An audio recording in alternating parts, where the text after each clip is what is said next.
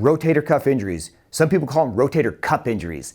Well, that's not the real name, but rotator cuff injuries can be devastating to your shoulder and how it functions.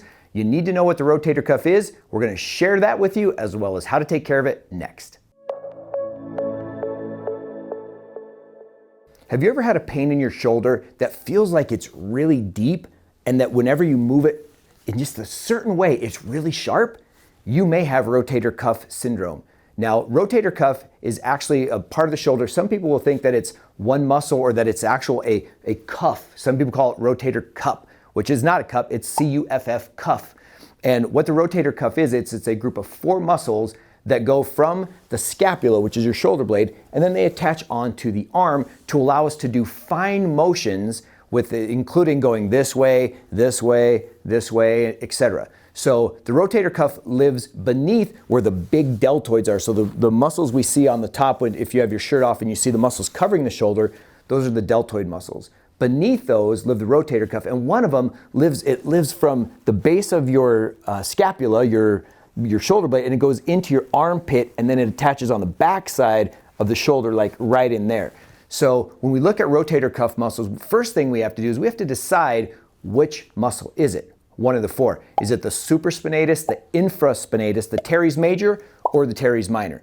And oftentimes it's the supraspinatus that's the one that gets irritated from overuse. And it's from people, you'll notice people that are doing a lot of overhead motion, overhead working, swimmers, those kinds of things.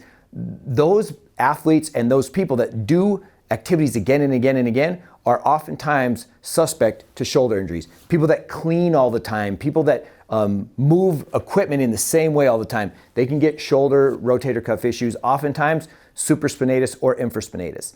Now, what happens is, we talked in other videos that anytime you see the term itis, I-T-I-S, it means inflammation. So when we have tendonitis in the rotator cuff, it means that one of those tendons of those 4 muscles is irritated.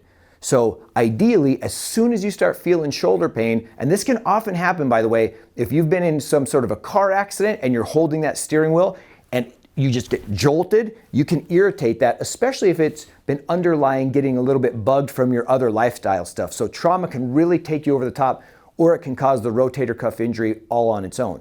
But either way, if we catch it while it's early, a rotator cuff strain or sprain means the muscle would be strained on the rotator cuff, and you could have a shoulder sprain accompanying it. So that's why getting, with any shoulder pain or any condition for that matter, get to your doctor, find out what's really going on so you can make the proper treatment. But assuming you do have a rotator cuff injury, the ideal way is to start conservatively, and you can work with electrical therapy to calm things down in the shoulder, and then direct muscle therapy that actually relaxes it. These therapists are amazing. They can pinpoint which muscle it is of the rotator cuff, and they can work that out. They can get rid of some of the issues of lack of movement, lack of glide in the muscle, and they can calm it down. They can also calm down its neighbors. We can put tape on shoulders to really, really help support it and stabilize it. So lots to do conservatively.